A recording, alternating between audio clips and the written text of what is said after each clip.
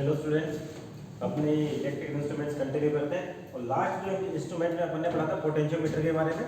ध्यान रखना, पोटेंशियोमीटर आपका इंपॉर्टेंट सेक्शन है काफी, है ना। तो उसकी एप्लीकेशंस भी अपन ने देखी थी। पोटेंशियोमीटर की एप्लीकेशन ज़्यादा इंपॉर्टेंट है और न्यूमेरिकल्स बेसिकली इसी टॉपिक से बनते हैं आपके पास पोटेंशियोमीटर के। मैक्सिमम टाइम अब तक जो भी क्वेश्चन पूछे हैं पोटेंशियोमीटर के ही हैं। तो तीन केस थे आपके पास कि पोटेंशियोमीटर क्या होता है। पहले तो उसका कन्वर्जन का मतलब सॉरी एप्लीकेशन।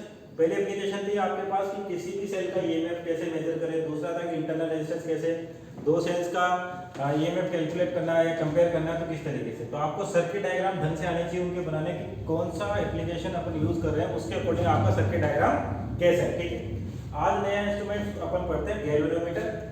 हालांकि इसके बारे में बता चुके हैं आपको गैल्वेनोमीटर क्या करता है ना। तो गैल्वेनोमीटर क्या होता है अपने पास, एक तो करंट सेंस करता है, करंट को मेजर करता है, दूसरा डायरेक्शन ऑफ करंट को भी मेजर करता है साथ के साथ में। ध्यान रखना, अमीटर केवल आपको क्या बताता है, एम्पियर या करंट की वैल्यू। तो गैल्वेनोमीटर आपको दोनों चीजें बताएगा, एक तो क्वांटिटी ऑफ करंट की अमाउंट ऑफ करंट बोल दो और डायरेक्शन ऑफ करंट। पर इसमें एक बाउंडेशन है कि गैल्वेनोमीटर आपका स्मॉल करंट मेजर करता है। क्या मेजर करता है? स्मॉल करंट मेजर करता है ना। तो गैल्वेनोमीटर से हमेशा ये कोशिश की जाती है कि जितना मिनिमम करंट हो उतना कम पास किया जाए। ठीक है, तो आप देखिए इसको गैल्वेनोमीटर के बारे में। और एक और चीज जो आपके पास गैल्वेनोमीटर में थी कि यहाँ पे जो स्केल होता है आपके पास सेम वैसे दिखने में तो मीटर जैसा ही है, पर इसकी जो नीडल है यानी कि जीरो इसका सेंटर पे होता है यहाँ पर इस तरीके से।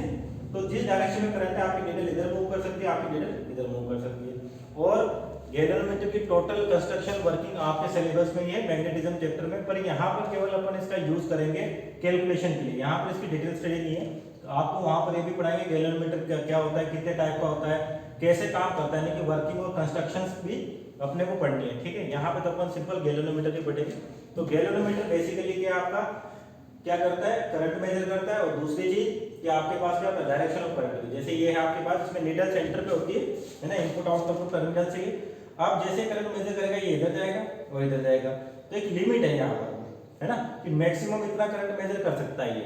तो उस चीज को कहते हैं अपन, दो टर्मिनोलॉजीज यूज की जाती है। एक तो होता है आईजी, इसको कहते हैं full scale current, full scale current या फुल डिफ्लेक्शन करंट या गैल्वेनोमीटर करंट। और RG galvanometer resistance, galvanometer resistance. ठीक है, ये आपके पास दो टर्मिनोलॉजीज इसके लिए। एक तो क्या है, फुल स्केल करंट या फुल डिफ्लेक्शन, इसको फुल डिफ्लेक्शन भी बोलते हैं। ठीक है, अब आपको गैल्वेनोमीटर से ही कहा था कि एमीटर बनाना है और गैल्वेनोमीटर से ही वोल्टमीटर बनाना है, कि गैल्वेनोमीटर को एमीटर में कैसे कन्वर्ट करते हैं और गैल्वेनोमीटर को वोल्टमीटर में कैसे कन्वर्ट करते हैं। ठीक है, क्या ये आपका गैल्वेनोमीटर इसी टाइप का वोल्टमीटर एमीटर की तरह ही है, बस इसकी जो यहाँ पर सेंटर पे यहाँ पे गैल्वेनोमीटर लिखा होता है, इसका कंस्ट्रक्शन दोनों से अलग होता है थोड़ा सा, वोल्टमीटर और एमीटर से। ठीक है, तो आपका जो मेन टॉपिक है कि गैल्वेनोमीटर को एमीटर में और वोल्टमीटर में कैसे कन्वर्ट करें ना। तो आपका जो मेन टॉपिक आ गया वो क्या है, कन्वर्जन ऑफ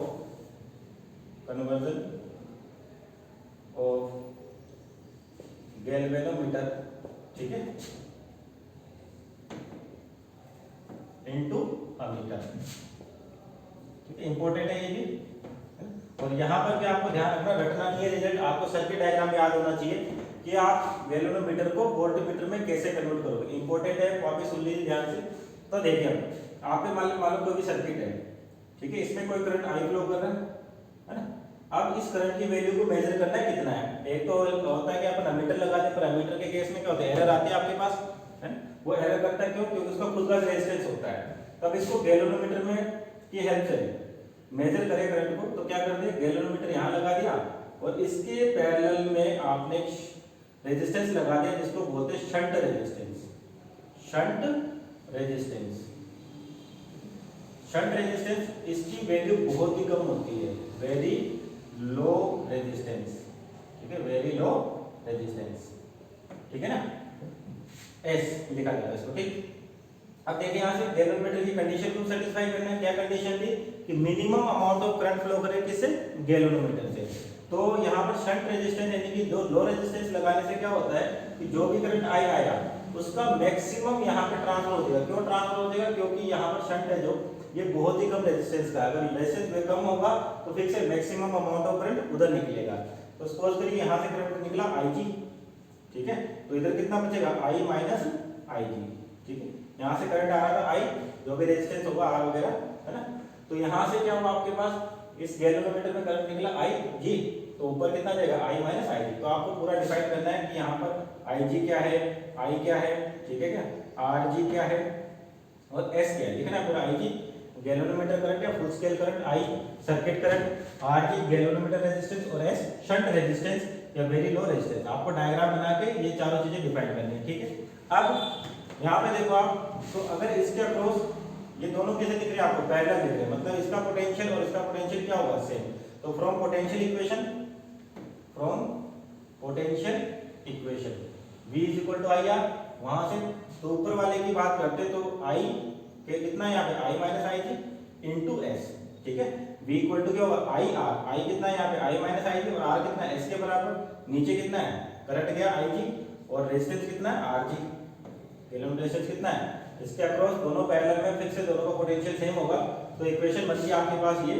तो अब देखिए यहाँ से I की वैल्यू क्या आ जाएगी, I into S I G, S is equal to I G R G, ठीक है। तो यहाँ से I की वैल्यू निकाले अपन तो क्या हो जाएगा, आई जी कॉमन आ जाएगा, यहाँ बचेगा आर जी प्लस एस, ठीक है, और एस नीचे चला जाएगा ये अपन में, तो आई की वैल्यू आ गई आपके पास आई जी 1 plus R G by S. तो ये आ गया आपके पास करंट की वैल्यू। यहाँ से करंट निकाला जाता है, यानी कि अगर आपको न्यूमेरिकल वैल्यू करंट की चाहिए, किसके हेल्प से निकालना है, गैल्वेनोमीटर के हेल्प से।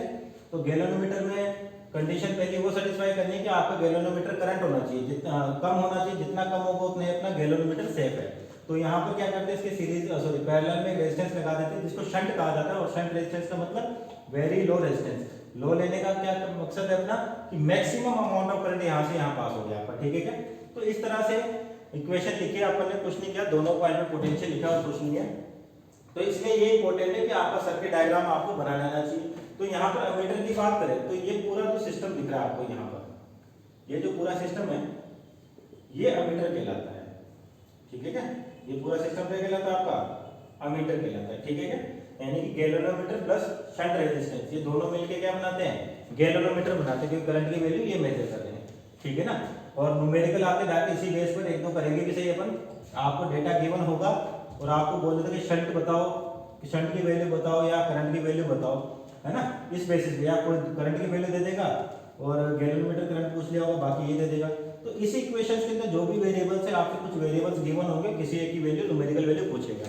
तो आपको ये फॉर्मूला याद नहीं करना, आपको केवल ये सर्किट डायग्राम याद करना है। अगर ये सर्किट डायग्राम याद हो गया तो आप इक्वेशन लिख सकते हो। आपको नहीं करना कि ये पूरी इक्वेशन मेरे को याद करनी है, ये वाला फॉर्मूला याद करें। आप केवल डायग्राम बनाना सीख लो। जैसे डायग्राम बना, जो भी डेटा गिवन होगा आप इक्वेशन में लिखिए और आपका आंसर आ जाएगा, ठीक है।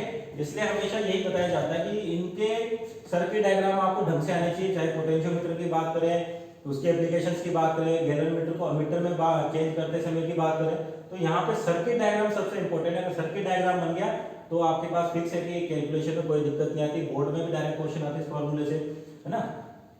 इस चीज का ध्यान रखें। अब मान लीजिए गैल्वेनोमीटर से आप सपोज करिए कि बना रहे हो वोल्ट मीटर बना रहे हो, यानी कि गैल्वेनोमीटर को वोल्ट मीटर में कन्वर्ट करते हो, तो क्या होगा देखो,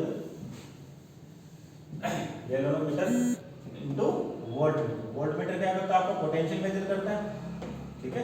तो देखिए किस तरीके से आपके पास मान लीजिए रेजिस्टेंस है ना, और क्या क्या आपने यहाँ पर गैल्वेनोमीटर लगा दिया, ठीक इस तरीके से। और ये गैल्वेनोमीटर रेजिस्टेंस हो गया आर जी, है ना, और ये मान लीजिए आपके पास जो भी रेजिस्टेंस है आर, ये वैल्यू होगी, ठीक है। अब देखिए गैल्वेनोमीटर को कनेक्ट कहाँ करना है। गैल्वेनोमीटर की कंडीशन है कि आपके पास गैल्वेनोमीटर में से minimum amount of current flow होना चाहिए। मिनिमम अमाउंट ऑफ करंट क्या होना चाहिए, फ्लो। तो जो मेन सर्किट है, मान लीजिए आपके पास, इसको ऐसा करें, शंट ले लेते हैं, ये आपका हो गया सर्किट पूरा, ठीक है। सपोज करिए आपका सर्किट है आर, रेजिस्टेंस आर, इसके अक्रॉस आपको पोटेंशियल डिफरेंस मेजर करना है या इसका पोटेंशियल मेजर करना है। तो अपन क्या करते हैं कि यहाँ पर एक अपने गैल्वेनोमीटर लगा दिया और यहाँ पर भी एक हाई रेजिस्टेंस लगा दिया, हाई रेजिस्टेंस वायर है, ठीक है।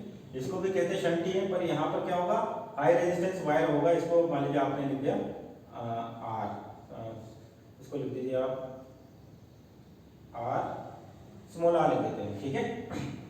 तो सर्किट के आपके पास ये सर्किट है में, इसके अक्रॉस आप मान लीजिए रेजिस्टेंस है, इसके अक्रॉस आपको क्या चाहिए, पोटेंशियल चाहिए। तो आपका सर्किट कैसे है, आपने क्या किया, गैल्वेनोमीटर लगा दिया, उसके साथ में एक हाई रेजिस्टेंस या बोलिए वेरी हाई रेजिस्टेंस वायर लगा दिया। वेरी हाई रेजिस्टेंस वायर लगाने से क्या होगा, ये जो भी करंट आ रहा है आपके पास यहाँ सर्किट से, सपोज करिए कोई भी करंट आया आई, है ना, इसकी मैक्सिमम वैल्यू, भाई इसकी वैल्यू बहुत ज्यादा है तो आपका जो मैक्सिमम अमाउंट ऑफ करंट है वो इधर निकल जाएगा। और यहाँ से मान लीजिए गैल्वेनोमीटर में करंट गया आई जी, तो इधर हो जाएगा आई माइनस आई जी। तो यही बातें ध्यान रखनी है आपको, क्योंकि कंडीशन को भी सेटिस्फाई करना है कि गैल्वेनोमीटर में से कम रेजिस्टेंस की वैल्यू भी आनी चाहिए, सॉरी कम करंट की वैल्यू फ्लो करनी चाहिए। तो इसके साथ क्या करते हैं अपन, गैल्वेनोमीटर के साथ एक हाई रेजिस्टेंस वायर और लगा देता है। हाई रेजिस्टेंस लगाने से क्या होगा, जितना ज्यादा रेजिस्टेंस होगा उतना इसमें क्या होगा, कम करंट होगा। तो यहाँ से कम करंट होगा तो अपना गैल्वेनोमीटर सेफ है। तो सपोज करिए यहाँ से आई जी करंट निकला, तो बाकी बचा हुआ करंट इधर से निकल जाएगा आई माइनस आई जी। और आपको किसकी वैल्यू चाहिए, पोटेंशियल की वैल्यू चाहिए।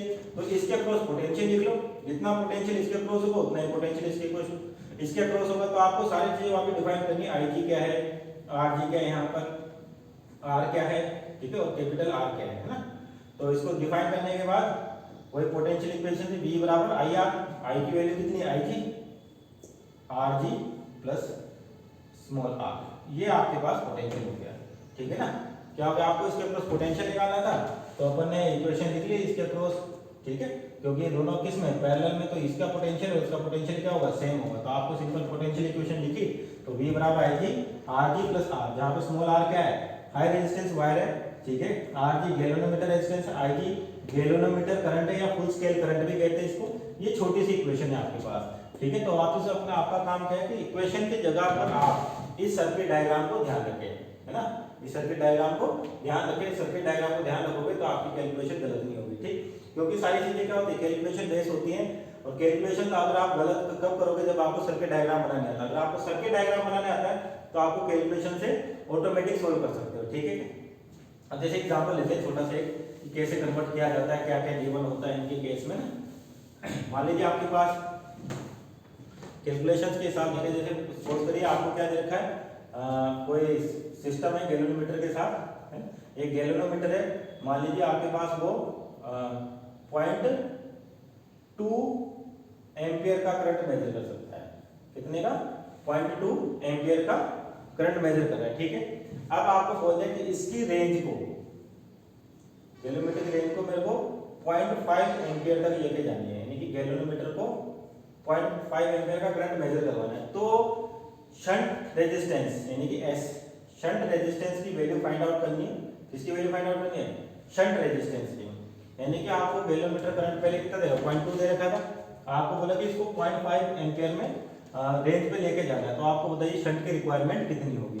तो जब भी ऐसे क्वेश्चन आए, सबसे पहले सर्किट डायग्राम पे ध्यान दें कि आपके पास एक तो ये था, यहाँ पर गैल्वेनोमीटर है और यहाँ पे शंट रेजिस्टेंस है, ठीक है, एस आर जी, ठीक, और जो भी करंट होगा आई आई जी, यहाँ से निकल गया आई जी आपके पास, और इधर कितना जाएगा, आई माइनस आई जी, ये करंट चल जाएगा। अब देखिए आपको इसमें क्या क्या गिवन होगा, आर जी यानी कि गैल्वेनोमीटर रेजिस्टेंस भी गिवन होगा। सपोज करिए ये आपके पास 5 ओम, ठीक है, कितना है, 5 ओम। अब आपको क्या निकालना है, शंट रेजिस्टेंस की वैल्यू निकालनी है। तो इक्वेशन कैसे करोगे, I minus I G into S is equal to I G R G, ये, ठीक है। आपको इक्वेशन याद नहीं करनी है, आपको ये सर्किट डायग्राम ध्यान रखना है। ऊपर वाले का पोटेंशियल और नीचे वाले का पोटेंशियल सेम हो, तो मैंने पोटेंशियल इक्वेशन लिखी जैसे इसको सोल्व किया था।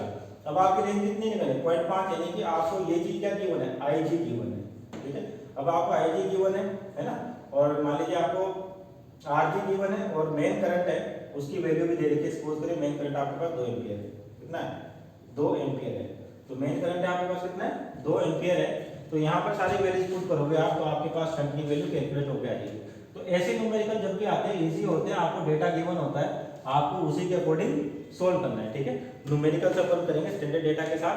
पहले इसके एक बार थ्योरी देख लेते हो, किस तरह से क्वेश्चन पूछे जाते हैं, इस चीज को चेक करें आप कि आपको डेटा गिवन होगा पूरा और आपको एक अननोन होगा, उसकी वैल्यू निकालनी, बाकी सारे डेटा गिवन होंगे। और अगर आपको सर्किट डायग्राम ध्यान है तो आप गलती नहीं करोगे इसके न्यूमेरिकल्स में, ठीक है ना, कि क्या क्या गिवन है और कैसे अपने को सोल्व करना है। उसकी जगह पर मान लीजिए अगर आपके पास वोल्टमीटर हो, वोल्टमीटर के बारे में बोले था कि मान लीजिए कोई भी गैल्वेनोमीटर 0.1 वोल्ट मेजर करता है, आपकी इसको रेंज 1 वोल्ट करनी है, तो बताइए शंट की रिक्वायरमेंट क्या होगी, इस तरीके से उसमें भी आपको क्या होगा, डेटा गिवन होंगे, ठीक है क्या। तो आपके मेन चीज क्या है कि अगर आपको सर्किट डायग्राम ध्यान है तो आप क्या कर सकते हो, कैसा भी न्यूमेरिकल है आप सोल्व कर सकते हो, है ना। ये किसके लिए था, गैलोमीटर को वोल्टमीटर में बदलने के लिए था, ठीक है। तो मेन चीज जो आपको ध्यान रखनी है हमेशा वो सर्किट डायग्राम है, इसके न्यूमेरिकल सोल्व करेंगे अपन, है ना। ये केवल समझाने के लिए थे आपके पास किस तरीके से अपन गैलोमीटर का यूज करते हैं और कैसे कन्वर्ट किया जाता है, ठीक है। अब देखिए एक और इंस्ट्रूमेंट आता है जिसको बोलते हैं अपन मीटर ब्रिज, क्या बोलते हैं, मीटर ब्रिज, ठीक। ये भी इंपॉर्टेंट है आपके पास, मीटर ब्रिज थ्योरेटिकल आता है कि मीटर ब्रिज क्या है आपके पास, आपको इंस्ट्रूमेंट में दिखा देते हैं मीटर ब्रिज क्या होता है, ठीक है। इस तरीके से डिवाइस है, वही वुडन बॉक्स की तरह, पोटेंशियोमीटर की तरह, है ना, पर ये थोड़ा सा अलग है पोटेंशियोमीटर से, इसमें एक सिंगल वायर होता है केवल, ठीक है। यहाँ पे आपको दिख रहा होगा एक सिंगल वायर है, इसके नीचे स्केल भी लगी है ताकि आप लेंथ तो इसको मेजर कर सकें, हालांकि जनरली लेंथ 1 मीटर की होती है इसलिए इसको मीटर ब्रिज कहा जाता है। ये जो आपको वायर दिख रहा है इसकी लेंथ कितनी है, 1 मीटर। अब यहाँ पे देखो, यहाँ पर और यहाँ पर आपको स्ट्रिप्स दिख रही है, ठीक है, और ये कनेक्ट भी है आपस में, ठीक है, इस तरीके से यहाँ पे कनेक्ट भी है। अब ये दो सेक्शन बचे यहाँ पर और यहाँ पर, ठीक है, और एक सेक्शन आपको यहाँ दिख रहा होगा। तो यहाँ पर तो अपन लगाते हैं, जैसे मान लीजिए किस काम आता है और कैसे करता है कि अननोन रेजिस्टेंस है कोई, यानी कि एक रेजिस्टेंस है जिसकी वैल्यू आपको फाइंड आउट करनी है, वो आपको पता नहीं है। तो जो अननोन रेजिस्टेंस है ना, उसको क्या करते हैं, सर्किट इन दोनों जो आपके पास स्टिक दिख रही है, यहाँ पर मान लिया आपने अननोन सर्किट, ये अननोन रेजिस्टेंस कनेक्ट कर दिया और यहाँ पर एक नॉन रेजिस्टेंस कनेक्ट करते हैं। नॉन का मतलब जिसकी न्यूमेरिकल वैल्यू आपको पता होगी, और किसकी हेल्प से करते हैं, रेजिस्टेंस बॉक्स की हेल्प से आप क्या करते हो, यहाँ पर रेजिस्टेंस यानी कि नॉन रेजिस्टेंस ऐड करते हो, ठीक है। उसके बाद यहाँ पर देख रहे हो आपको स्लाइड, यहाँ पर जोकी रखी होती है आपके पास, यानी कि इस वाले सेक्शन से आप गैल्वेनोमीटर कनेक्ट करके जोकी अटैच करते हो, जैसे पोटेंशियोमीटर में क्या था, और बैटरी इसकी आउटपुट में लगी होती है, ठीक है। इस तरह ये होता है आपके पास मीटर ब्रिज। मीटर ब्रिज का काम क्या है, कोई भी अननोन रेजिस्टेंस है उसकी वैल्यू फाइंड आउट करना है, ठीक है। अब इसका एक डायग्राम बनाते हैं, सर्किट डायग्राम, ये आपको दिख रहा होगा सेम इसी तरह का सर्किट डायग्राम बनेगा इसका, है ना। तो यहाँ देखिए सर्किट डायग्राम में इसके ये आपके पास क्या है कि मान लीजिए इस तरीके से दिखता है आपको ये, ठीक। मान लीजिए आगे आपके पास मीटर वायर हो गया और यहाँ पर आपके पास स्ट्रिप है इस तरीके से,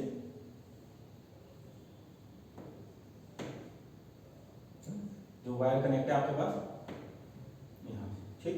अब यहाँ पर क्या कर दिया आपने, रेजिस्टेंस बॉक्स से नॉन रेजिस्टेंस की वैल्यू लगा दी, आरबी, रेजिस्टेंस बॉक्स बोलते थे इसको, आरबी। और यहाँ पर आपके पास जो अननोन रेजिस्टेंस है जिसकी वैल्यू आपको फाइंड आउट करनी, सपोज करिए एक्स है, ठीक। और यहाँ पर वायर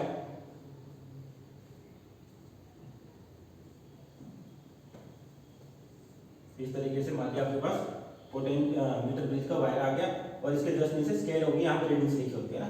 और यहाँ पर इस वाले सेक्शन में जो सेंटर था, यहाँ से क्या करते हैं अपन, गैल्वेनोमीटर अटैच करते हैं और जोकी जो अपन पोटेंशियोमीटर में ले रहे थे, जोकी को इस वायर पे स्लाइड करते हैं और बैटरी आपने लगा दी इस तरीके से आउटपुट में, ठीक है। ये बैटरी आपने लगा दी, वोल्टेज सोर्स बोलते हैं बैटरी को। इस तरीके से आपको मीटर ब्रिज का सर्किट डायग्राम दिखेगा, ठीक है क्या, है ना। अब देखिए इसकी बात करते हैं कि कैसे काम करता है और क्या क्या कंस्ट्रक्शन होती है। तो मीटर ब्रिज के केस में आपको पहली जो चीज लिखनी है वो होती है कि ये काम क्या करता है। तो पहले क्या है, use to determine unknown resistance, unknown resistance ये आपका जो मीटर ब्रिज है वो किस काम आता है, कोई अननोन रेजिस्टेंस है उसकी वैल्यू फाइंड आउट करने के काम आता है, ठीक है। दूसरा इसका वर्किंग प्रिंसिपल क्या है, प्रिंसिपल है इसका व्हीटस्टोन ब्रिज, ठीक है, या बोल दीजिए बैलेंस व्हीटस्टोन ब्रिज, यानी कि it works on balance Wheatstone bridge principle, यानी कि बैलेंस व्हीटस्टोन ब्रिज के प्रिंसिपल पे ये काम करता है, ठीक है। तो इसके बाद आपको सबसे पहले गैल्वेनोमीटर की डेफिनेशन देनी है कि क्या होता है, galvanometer device which is used to determine in unknown resistance, है ना, and it works on the principle of balance Wheatstone bridge, Wheatstone bridge पे काम करता है। फिर उसके बाद कंस्ट्रक्शन लिखनी है आपको, है ना। तो मैं बोल रहा हूँ कंस्ट्रक्शन आपको खुद लिखनी है, क्या क्या होती है कंस्ट्रक्शन। तो सबसे पहले it consist of a wooden bench, it consists of a wooden bench in which a wire of length 1 meter is attached and a resistance box and a unknown resistance are attached on the metal strips present in potentiometer system, ठीक है। And one galvanometer with jockey is also attached with the metal strip अब ये हो गया आपके पास construction की क्या क्या यूज किया आपने कि रेजिस्टेंस बॉक्स लगा दिया, नो रेजिस्टेंस लगा दिया, पोटेंशियोमीटर वायर, उसके नीचे स्केल। तो कंस्ट्रक्शन आपको खुद लिखनी जो मैंने बोली दोबारा लिख देते कि पोटेंशियोमीटर कंस्ट्रक्शन क्या होती है। It consist of a wooden bench in which a 1 metre wire is attached with metal strips, है ना, and between another metal strips resistance box, या ऐसे बोल सकते हो known resistance value is introduced with the help of resistance box. A known resistance value is introduced with the help of resistance box, and the unknown resistance is attached between the another two metal strips, and a galvanometer and jockey is also attached with the metal strips। जो आपकी metal strip है उससे भी galvanometer और jockey attach होती है, ठीक है। and a battery is applied या potential difference is applied across the metal wheels, ठीक है क्या। अब इसकी वर्किंग की बात करते हैं कि कैसे काम करता है वर्किंग, ठीक है। तो सबसे पहले वर्किंग में क्या होगा आपके पास, ठीक है, वर्किंग की बात करें। आप देखो समझने के लिए क्या बना लो, आप इधर से एक डायग्राम और बना लो, ठीक है, व्हीटस्टोन ब्रिज का, ताकि आपको समझ आ जाए। ये आपके पास बैलेंस व्हीटस्टोन ब्रिज है, ये गैल्वेनोमीटर हो गया, है ना, और ये बैटरी हो गई, ठीक है। अब आपको सर्किट डायग्राम समझ आ गया। अब देखो ये यहाँ पर मान लीजिए अपन इन दोनों को कंपेयर करें, तो देखिए ध्यान से, यहाँ पर क्या लगा आपके पास रेजिस्टेंस बॉक्स, ठीक है, यहाँ पर क्या लगा अननोन रेजिस्टेंस, ठीक है। अब देखिए क्या काम कैसे काम करता है, ये आपको दिख रहा होगा गैल्वेनोमीटर, ये जोकी के थ्रू जो कनेक्ट है, ये गैल्वेनोमीटर, जो वायर है इसका भी कोई ना कोई रेजिस्टेंस होगा, तो ये रेजिस्टेंस अपन ने यहाँ ले बना रखा है, ठीक। और ये बैटरी होगी आपके पास इस तरीके से कनेक्ट। अब देखो क्या प्रिंसिपल है कि जैसे आप सर्किट ऑन करते हो, आपके पास क्या होता है, गैल्वेनोमीटर डिफ्लेक्शन देता है, तो उसी तरह से कुछ नहीं करना आपको, इस जोकी को इस वायर पे स्लाइड करते हैं, है ना, और कहीं ना कहीं पर आपको क्या मिलती है, बैलेंसिंग लेंथ मिलती है। बैलेंसिंग लेंथ का मतलब इसमें जीरो डिफ्लेक्शन मिलता है। इसमें मिलता है गैल्वेनोमीटर में क्या मिलता है आपको, जीरो डिफ्लेक्शन। जैसे जीरो डिफ्लेक्शन मिला आप वहीं रुक गए, और ये लेंथ किसकी हेल्प से मेजर कर लेते हैं, जो मीटर स्केल नीचे लगा हो उसकी हेल्प से ये लेंथ मेजर, सपोज करिए लेंथ आ गई L, ठीक है, कितनी आ गई L, और 1 मीटर है आपके पास, यानी 100 सेंटीमीटर, ठीक है। तो यहाँ पर 100 माइनस L सेंटीमीटर ये लिख देते हैं, ये L सेंटीमीटर है आपके पास, तो उधर कितनी बचेगी 100 माइनस L सेंटीमीटर। स्टैंडर्ड है इसलिए 100 मीटर 1 मीटर यानी कि 100 सेंटीमीटर लिखा जाता है। मैक्सिमम टाइम यही होती है, इसकी 1 मीटर लेंथ होती है इस वायर की, ठीक है ना। तो ये L हो गया, L मतलब बैलेंसिंग लेंथ है, तो दूसरी ऑटोमेटिक कितनी बचेगी 100 माइनस L, क्यों, क्योंकि पूरा 1 मीटर का वायर है, तो 1 मीटर बराबर 100 सेंटीमीटर। अब ये कुछ भी आ सकती है आपके पास। तो वर्किंग में सबसे पहले आपको डिफाइन करना है कि यहाँ पर RB क्या है लिखना है।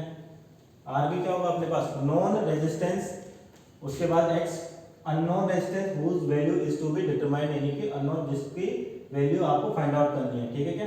L क्या होगा आपके पास, बैलेंसिंग लेंथ होगी, क्या हो जाएगी, बैलेंसिंग लेंथ हो जाएगी। ये तीनों चीजें डिफाइन की अपन ने। तो सबसे पहले क्या होगा कि जैसे आप सर्किट कनेक्ट करते हो, आपको क्या करनी है, बैलेंसिंग लेंथ फाइंड आउट करनी है। तो अपन ने यहाँ पे लिख दी resistance box, unknown resistance, L क्या है, बैलेंसिंग लेंथ, ठीक। अब क्या होगा आपके पास कि जो आपके पास वायर है, ये वायर है पूरा, इसकी लेंथ है, आप जानते हो कि resistance R is equal to क्या होता है, rho L by A, since R is equal to rho L by A, ये रेजिस्टेंस होता है आपके पास, R equal to rho L by A, यानी कि जो रेजिस्टेंस है किस पे डिपेंड करता है, मेटल की प्रॉपर्टी पे, इसको बोलते हैं रेजिस्टिविटी, लेंथ ऑफ वायर, और A area of cross section. तो इस वाले वायर का पूरे का क्या एरिया ऑफ क्रॉस सेक्शन क्या है, सेम है, यानी कि ये वैल्यू कांस्टेंट है, ये मेटल कांस्टेंट होता है आपके पास। तो L यानी कि सिंपल कह सकते हैं कि resistance directly proportional to length, किसके केस में, इस केस में, है ना। तो यानी कि जो भी लेंथ यहाँ पर होगी उसका रेजिस्टेंस कितना हो जाएगा, some constant into L centimetre, और यहाँ पे कितना हो जाएगा, some constant into 100 minus L centimetre, that is, अगर मैं इसको ऐसे लिखना चाहूँ, दैट इज L की वैल्यू आएगी आपके पास K इनटू जो भी आपके पास सपोज करिए K, इसको लिख देते हैं अपन R लिख देते हैं रेजिस्टेंस, इसको मान R1 लिख देते हैं। तो R1 की वैल्यू कितनी आएगी, K इनटू L। R1 क्या है, यहाँ से यहाँ तक का रेजिस्टेंस सपोज करिए R1, तो आप इसको भी डिफाइन कर देना कि R1 क्या है, रेजिस्टेंस है, कहाँ तक, बैलेंसिंग लेंथ, यानी कि resistance of balance length, resistance of balance length. And R2 उसी तरह से क्या हो जाएगा, R2 is equal to K 100 minus L, ठीक है, 100 माइनस L, ये हो गया R2, यानी कि R1 तो ये R2, तो R2 क्या लिखोगे, remaining length of potentiometer wire resistance. तो यहाँ पर आपको R2 भी डिफाइन करना है, यहाँ पर डिफाइन कर दीजिए आप R2 क्या होगा, resistance of the remaining potentiometer wire length, remaining potentiometer wire length. समझ आई बात? R1 क्या है? रेजिस्टेंस ऑफ बैलेंस लेंथ और R2 क्या है? Resistance of remaining metre bridge wire, remaining metre bridge wire. ये कुछ क्वांटिटीज होगी आपके पास इस तरीके से। अब यानी कि सर्किट को और इस सर्किट को देखो, यानी कि आपको क्या दिखेगा, ये जो रेजिस्टेंस है ये दिखेगा K इंटू एल, और ये दिखेगा 100 minus L into some constant K जो अपन ले रहे हैं ना। अब ये जैसे आपके पास क्या गैल्वेनोमीटर जीरो डिफ्लेक्शन देगा, जीरो करंट देगा आपके पास, तो क्या बैलेंस व्हीटस्टोन ब्रिज हो गया, क्या हो गया? Balance Wheatstone bridge. तो बैलेंस व्हीटस्टोन ब्रिज होते आप क्या करोगे, इसको किसके प्रिंसिपल से, बैलेंस व्हीटस्टोन के प्रिंसिपल से ही इक्वेशन लिखेंगे। तो आप क्या लिखोगे इसके बाद, according to balance Wheatstone bridge equation, according to या by the principle of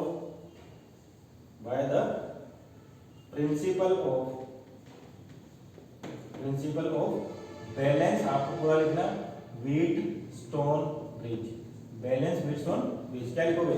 RB resistance क्या हो गया, आर मान लो इसको, यानी कि R into 100 minus L, R into 100 minus L, this into this should be equal to this into this, यानी कि और कांस्टेंट के भी आपके पास x इंटू के एल। तो k तो कांस्टेंट, इसको कैंसिल आउट होना ही है, तो आपके पास क्या बचेगा, r अपॉन इसको इधर ले आइए, आपको क्या x की वैल्यू चाहिए नॉन रेजिस्टेंस की, तो x की वैल्यू हो जाएगी आपके पास 100 माइनस एल, 100 माइनस एल, और जो आपके पास अपॉन में l इंटू r। तो ये हो गया आपके पास अननोन रेजिस्टेंस। क्या हो गया? Unknown resistance. तो मीटर ब्रिज इसी काम आता है आपके पास कि अननोन कोई भी रेजिस्टेंस है उसकी वैल्यू डिटरमाइन करें।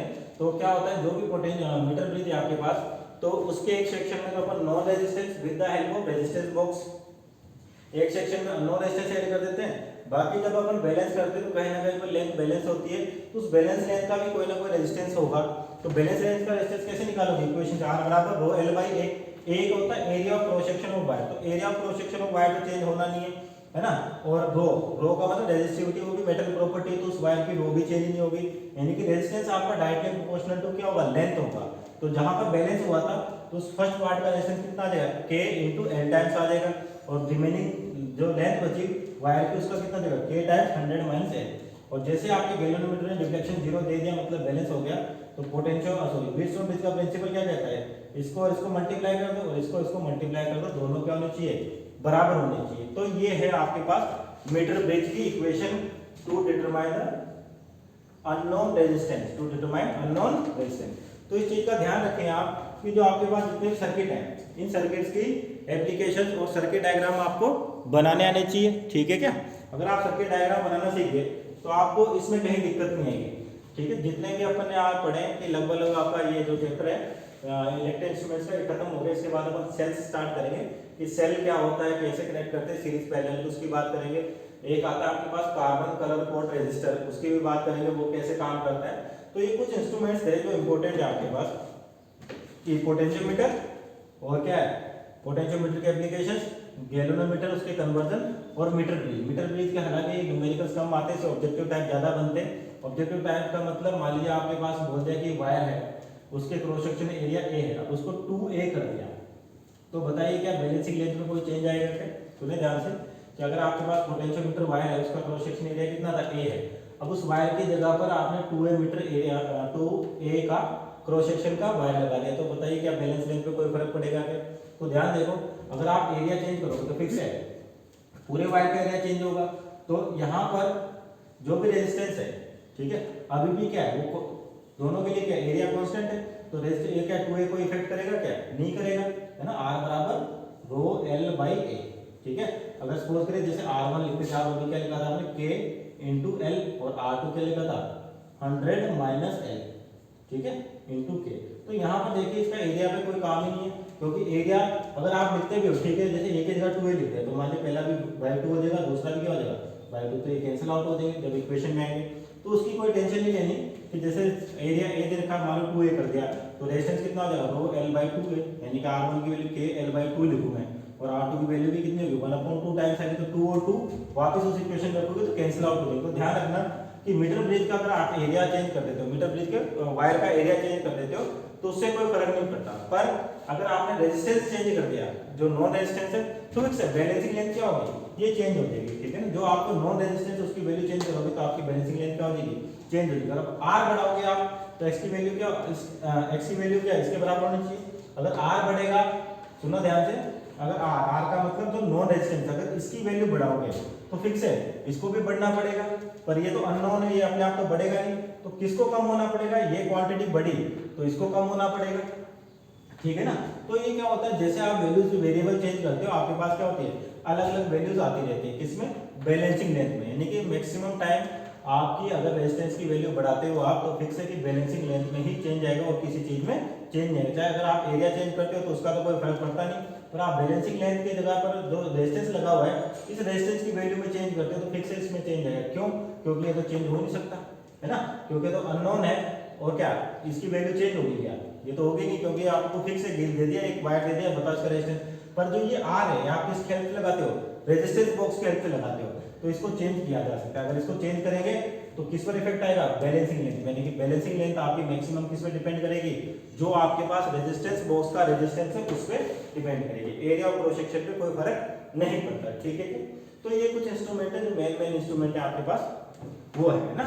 अब इसमें आपके पास बचता है carbon colour code register, carbon colour code, इसका इंट्रोडक्शन दे देते हैं आपको, है ना।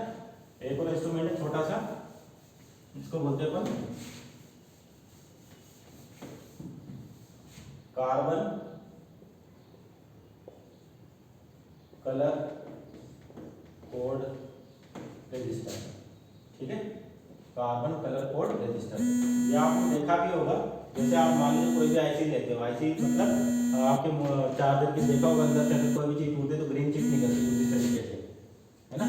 ये ग्रीन चिप होती है, उसमें बहुत सारे डिवाइस लगे होते हैं, छोटे छोटे इस तरह से देखोगे आप, कैपेसिटर लगा होता है, बहुत सारी चीजें लगी होती है, तो उसमें एक डिवाइस लकड़ी के जैसा दिखेगा इस तरीके से, और उसमें क्या कलर की कोडिंग होती है, रेड ग्रीन ऐसे कलर होते हैं, है ना।